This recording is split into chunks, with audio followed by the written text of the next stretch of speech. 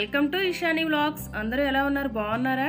ఈ రోజు వీడియోలో వెజిటబుల్స్ తో ఇడ్లీ ఎలా ప్రిపేర్ చేసుకోవాలో చూద్దాం. సాధారణంగా కొంతమంది పిల్లలు వెజిటబుల్స్ తినడానికి ఇష్టపడరు కదండి. అలాంటి పిల్లలకి ఇలా ఇడ్లీ చేసి పెడితే వాళ్ళకి తెలియకుండానే వెజిటబుల్స్ తింటారనమాట. పిల్లలకే కాకుండా పెద్దవాళ్ళందరికీ కూడా ఈ వెజిటబుల్ ఇడ్లీ చాలా మంచిది. నార్మల్గా మనం ఇంట్లో వేసుకునే రవ్వ ఇడ్లీ కన్నా కూడా ఇలా వెజిటబుల్స్తో కలిపి రవ్వ ఇడ్లీ వేసుకుంటే హెల్త్కి చాలా మంచిది. చూస్తున్నారు కదండి ఇడ్లీలు ఎంత సాఫ్ట్గా ఉన్నాయో.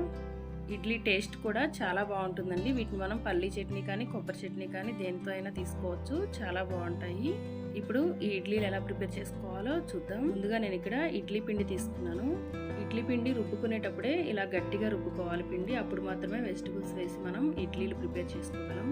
పిండి లూజ్గా ఉన్నట్లయితే వెజిటబుల్స్ వేసినప్పుడు ఇంకా పిండి లూజ్ అయిపోయి ఇడ్లీలు రావన్నమాట.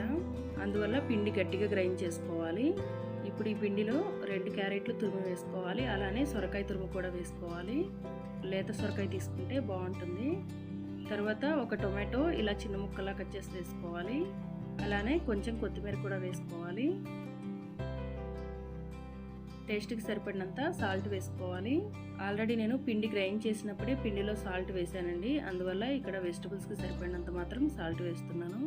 ఇప్పుడు ఈ పిండి మొత్తాన్ని కూడా ఒకసారి బాగా కలుపుకోవాలి. చూస్తున్నారు కదా, పిండి ఇలా బాగా కలుపుకోవాలి. ఇప్పుడు ఇడ్లీ కుక్కర్ తీసుకొని దానిలో 1 గ్లాస్ వాటర్ యాడ్ చేసుకొని స్టవ్ పైన పెట్టుకోవాలి. తర్వాత ఇడ్లీ ప్లేట్లు తీసుకొని ఇడ్లీలు వేసుకోవాలి.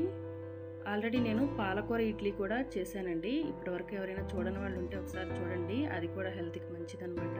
అలానే ఇంకా మన ఛానల్లో మిల్లెట్ ఇడ్లీ రెసిపీస్ అన్నీ కూడా ఉన్నాయండి. ఇప్పటివరకు ఎవరైనా చూడని వాళ్ళు ఉంటే ఒకసారి చూడండి. ఇలా మనకు కావాల్సిన ఇడ్లీ ప్లేట్లు వేసుకోవాలి. ఇప్పుడు ఇడ్లీ ప్లేట్లని ఇడ్లీ పాత్రలో పెట్టి 15 మినిట్స్ ఉడికించుకోవాలి. స్టవ్ మీడియంలో కానీ లేకపోతే సిమ్లో కానీ పెట్టి ఉడికించుకోవాలి. తర్వాత కొంచెం చల్లారిన తర్వాత ఇడ్లీలు మనం ఓపెన్ చేసుకోవాలి. చూడండి ఎంత బాగా వచ్చాయో వెజిటబుల్ ఇడ్లీలు. ఈ ఇడ్లీలు టేస్ట్ కూడా చాలా బాగుంటాయండి. ఇప్పుడు వీటిని తీసి ఒక ప్లేట్లో వేసుకోవాలి. చూసారు కదా వెజిటబుల్స్తో ఇడ్లీలు ఎంత బాగా వచ్చాయో. ఫ్రెండ్స్, ఈ వీడియో మీకు నచ్చిందా? నచ్చినట్లయితే వెంటనే వీడియోని లైక్ చేయండి, షేర్ చేయండి, మన ఛానల్ని సబ్స్క్రైబ్ చేయండి. పక్కనే ఉన్న బెల్ బటన్ని క్లిక్ చేయండి. Thanks for watching.